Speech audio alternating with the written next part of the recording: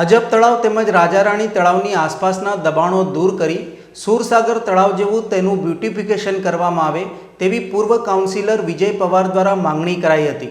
પૂર્વ કાઉન્સિલર વિજય પવાર દ્વારા શહેરના પાણીગેટ દરવાજા પાસેના ગૌરવ સોસાયટી પાછળ આવેલ ઐતિહાસિક અજબ તળાવ મુદ્દે જણાવ્યું હતું કે આ એક ઐતિહાસિક તળાવ ગાયકવાડ શાસનના સમયનું છે।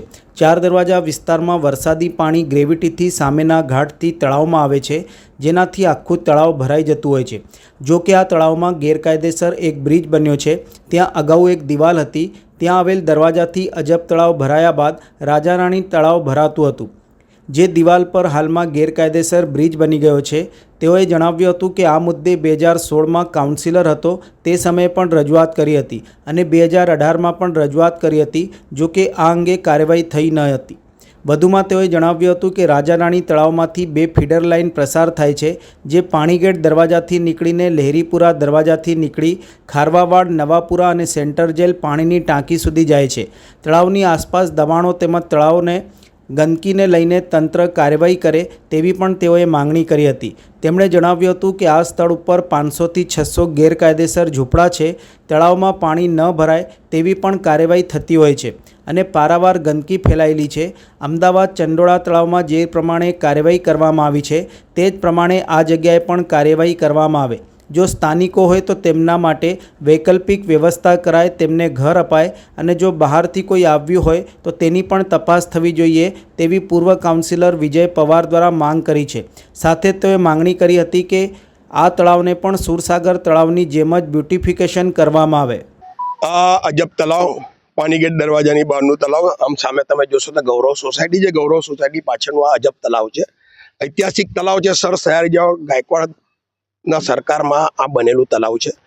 આ તળાવની અંદર 4 દરવાજા વિસ્તારનું સમગ્ર વરસાદનું પાણી ગ્રેવિટીથી આ સામેના ઘાટ પરથી સીધું તળાવમાં આવે છે। આ આખું તળાવ વરસાદના પાણીથી ભરાતું હોય છે। એ ભરાયા પછી તમે અહીં જોશો તો એક બ્રિજ બની ગયો છે, ગેરકાયદેસર બ્રિજ છે। ત્યાં એક દિવાલ હતી અને દિવાલની અંદર એક દરવાજો છે। દરવાજાથી આ તળાવ ભરાયા પછી એ દરવાજાથી પાણી પેલી બાજુ જતું અને એનાથી રાજારાણી તળાવ ભરાતું હતું। એ દિવાલ ઉપર પણ કોઈ કે ગેરકાયદેસર બ્રિજ બનાવી દેવામાં આવ્યો છે। 2 ફૂટની દિવાલ છે અને એના ઉપર 10 ફૂટનો બ્રિજ બનાવ્યો છે। બ્રિજના પિલ્લર બી તળાવની અંદર નાખેલા છે। જે તે સમયે તત્કાલીન મુખ્ય મ્યુનિસિપલ કમિશનર વિનોદ રાવ સાહેબને બી મેં લઈને આવ્યો હતો બ્રિજ સુધી।